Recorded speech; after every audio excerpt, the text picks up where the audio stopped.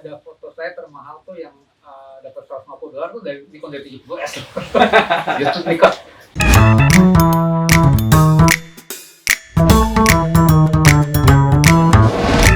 Ya, halo teman-teman. Balik lagi di video Creator Room. Kali ini dengan narasumber beda, narasumber baru. Oh, sorry, kita berdua pakai masker nih, dan tentunya jaraknya juga sesuai anjuran, sesuai anjuran pemerintah. Pokoknya kita jaga kesehatan ya, Om. Di samping saya ini adalah Om Reddy Hardiatmoko ya, Hardiatmoko. Reddy Hardiatmoko. Beliau ini adalah pengajar fotografi. Sudah lama banget, dari tahun 2010. Kita udah 11 tahun beliau mengajar fotografi, dan bukan baru-baru ini sih sebenarnya. Beliau juga sebagai salah satu kontributor di Stock Foto ya. Ya, stop sama Microsoft Foto. Stock dan Microsoft Foto. Nah, bahasan kali ini kita akan pengen tahu sih sebenarnya di mana bisnis Stock Foto sebagai kontributor foto di dunia digital ya. Ya. Gitu. Yang mau terus nonton ikutin silahkan, karena perbincangan ini juga menurut saya akan berfaedah dibanding perbincangan yang lain. Amin. Ini Om, yang pertama saya pengen tahu nih Om, tentang stock foto. Sebenarnya tren stock foto dalam fotografi itu dimulai kapan sih Om? Sebenarnya udah agak lama ya. Kalau kapan tepatnya pertama kali itu saya juga kurang hafal. Kalau sekarang di dunia stock sama Microsoft Foto itu ada satu brand besar yang top of the mind dari orang-orang, baik dari sisi kontributor itu Shutterstock. Nah, di Shutterstock itu 2010 atau 2012 gitu ya, mulai waktu ya. Ya, buat teman-teman fotografi sih pasti sepertinya akan familiar dengan istilah Shutterstock ya. Shutterstock. Biasanya kalau orang baru mulai jadi kontributor yang kepikiran pertama kali dia jadi kontributor Shutterstock. Sebenarnya walaupun sebenarnya nggak cuma Shutterstock ya yang worth the time kita untuk kita coba gitu ya. Nah itu kira-kira pendidikan gitu. Terus tapi itu di Shutterstock ya, di dunia menjual foto online, menjual konten online tuh ada dua skema pembelian yang umum tuh adalah Microsoft Foto sama Stock Foto ya. Nah, oke, itu bedanya apa? Microsoft Foto dan Stock Foto. Mungkin beda yang paling orang tahu tuh sesuai namanya Microsoft ya. Itu earning atau penghasilan per sales per fotonya itu jauh lebih kecil. Oke. Jauh lebih kecil dibanding kalau Stock Foto ya. Kalau Stock Foto itu kalau pengalaman saya ya, orang lain mungkin bisa lebih besar ya. Kalau saya tuh per foto itu bisa antara 5, paling murah $5 sampai $150. Sementara kalau di Microsoft per foto ya, per foto per sales. Sementara kalau di Microsoft Foto jangan kaget dulu dan jangan mundur dulu dari ide ini. Per foto sekarang paling murah tuh $0,1 alias 10 sen. Alias 1.500-an. Iya. Tapi jangan buru-buru memadamkan niat ya, karena setahu saya ada cukup banyak kontributor di luar sana justru memilih untuk jadi kontributor Microsoft daripada Stock Foto. Karena sisi lain dari harga murah itu jangkauan pemasarannya bisa luas banget ya, dibanding Stock Foto yang harganya lebih mahal persen itu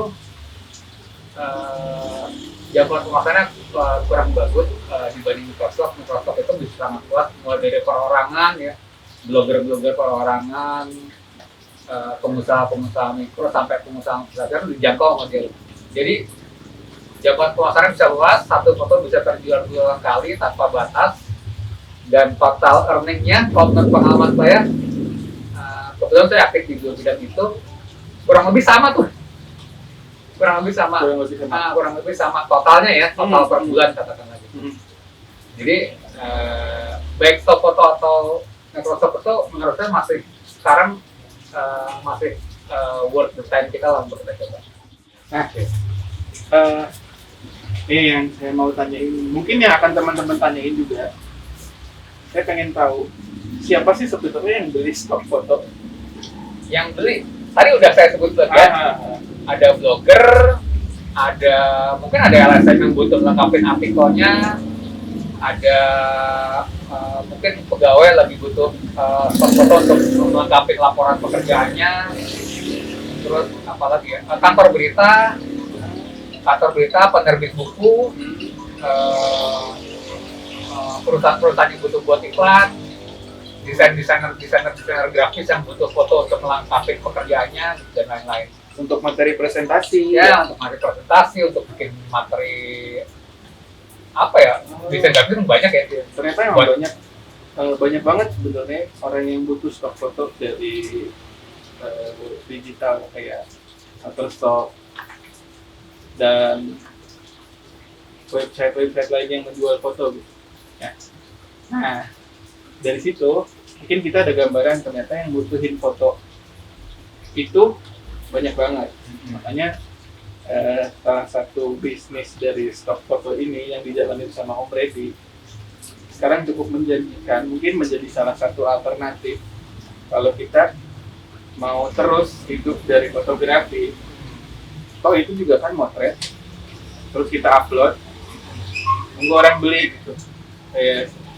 Secara ininya tidak jualan secara konvensional di sini ya. Iya, kita menjual secara online ya. Jualan secara online gitu. Ini tetap hidup di fotografi kok. Iya. Nah, cara memulai nih untuk membuat kita menjadi seorang kontributor stok foto itu seperti apa nih? Cara memulainya cukup mudah gitu ya.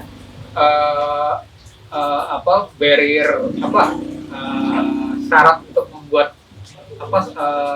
membuat akun kontributor tuh pertama harus berumur di atas 18 tahun, ya.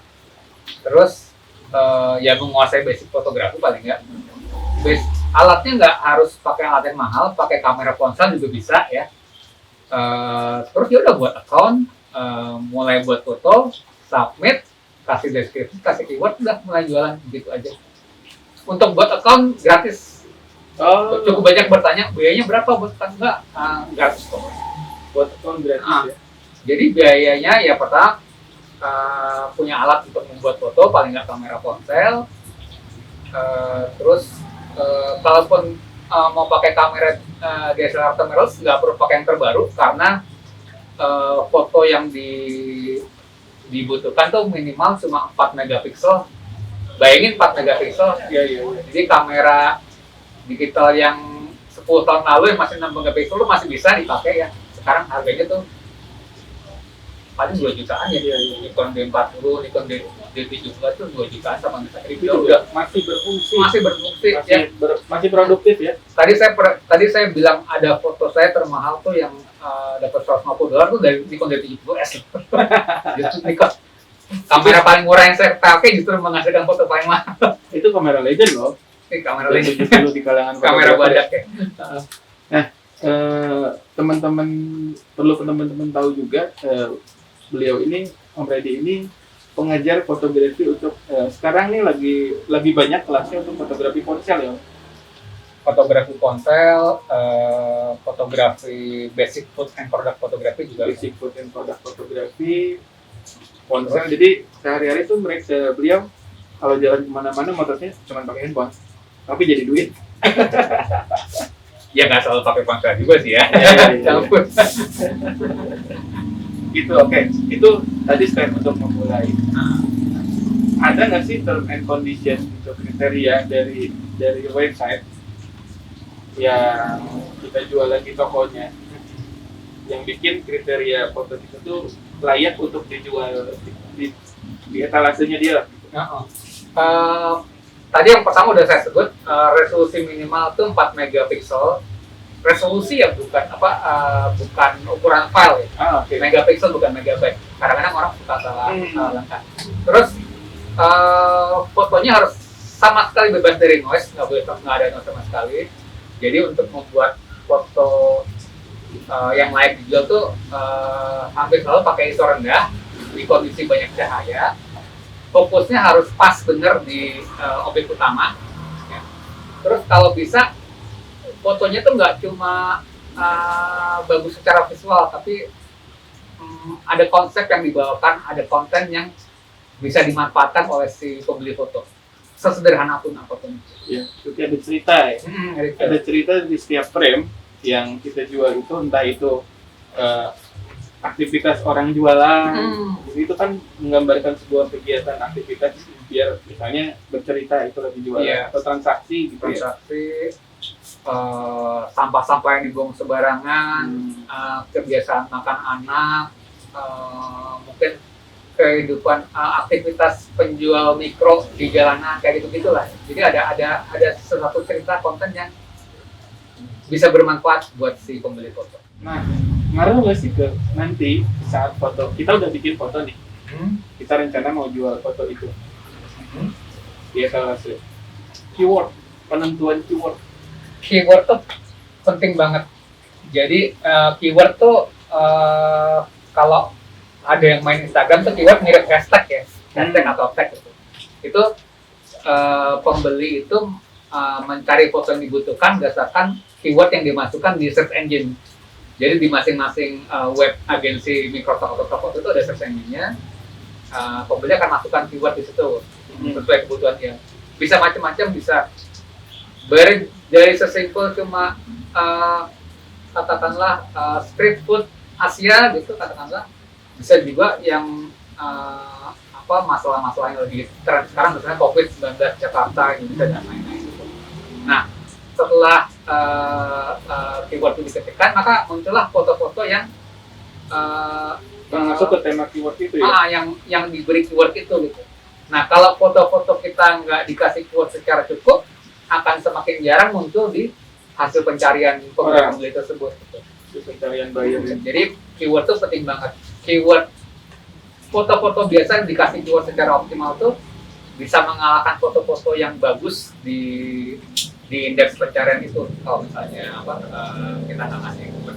Berarti foto bagus pun belum tentu laku terjual kalau keywordnya tidak tepat ya? Betul. Dan pengalaman saya tuh lucunya di selama menjual foto yang laku justru yang sederhana biasanya. Yang sederhana, yang bisa dipakai banyak orang daripada foto-foto yang katakanlah nyeni ya, yang berseni tinggi, yang mungkin cuma sedikit orang memahami bagusnya gitu. Seperti itu. Yang simpel tapi ada maknanya gitu. Nah, oke.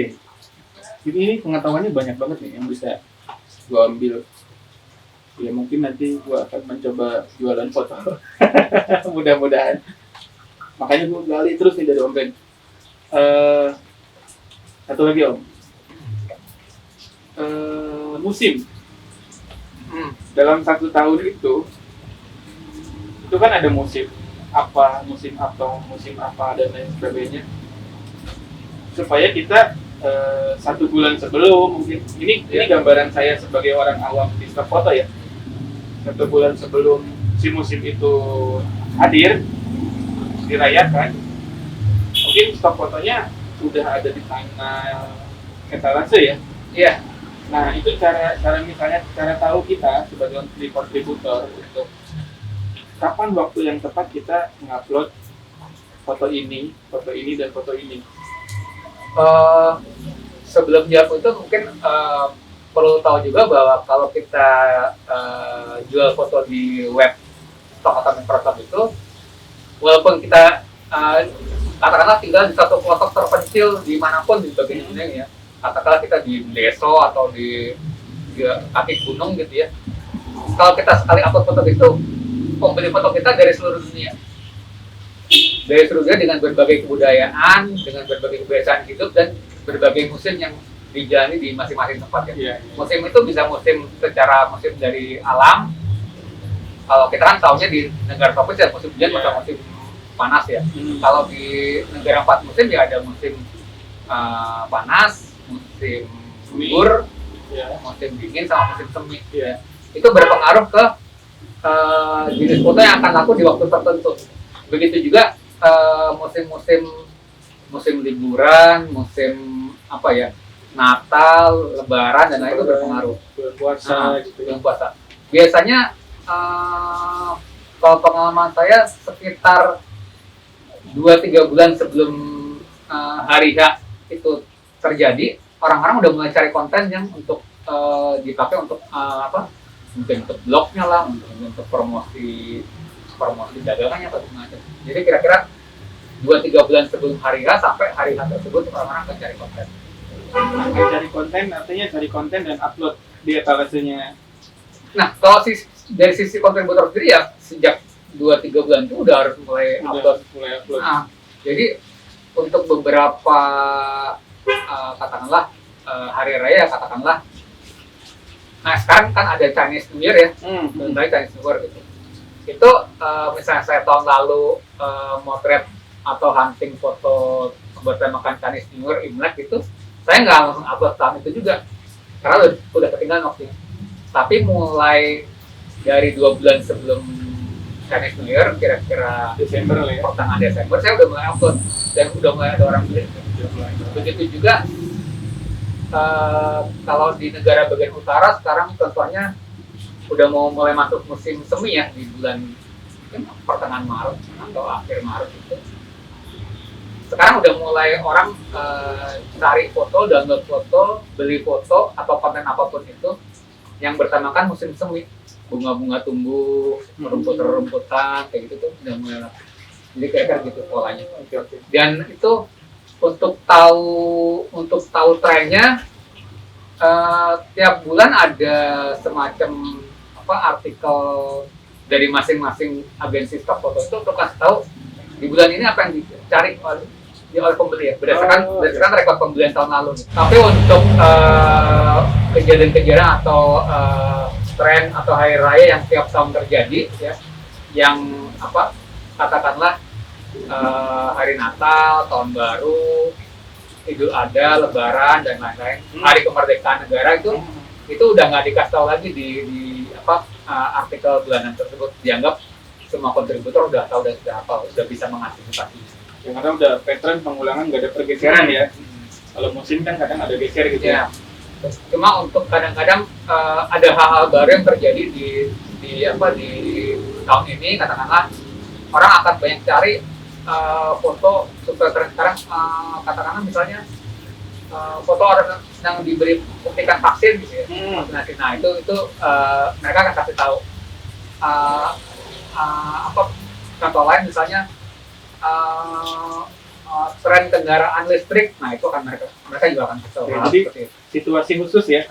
Situasi khusus kayak misalnya perkembangan teknologi sekarang lagi rumornya tentang mobil listrik. Terus pandemi, yang jelas pandemi berarti musimnya panjang tuh ya. Banyak banget nih ilmu yang bisa didapat dari obrolan sore ini ditemani rintik hujan. Satu pertanyaan lagi Om, terakhir.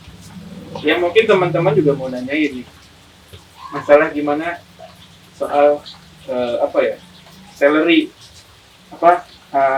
hasil dari penjualan foto itu bisa cair ke kita gitu. Istilah yang dipakai sering itu earning kali ya, earning. Jadi kalau kita jual foto, titik jual ya sistemnya tadi itu, si agensi akan menjual terus bagi hasil sekian persen ke penjual, sekian persen ke kita, itu istilahnya earning. Itu di tiap agensi biasanya ada batas minimum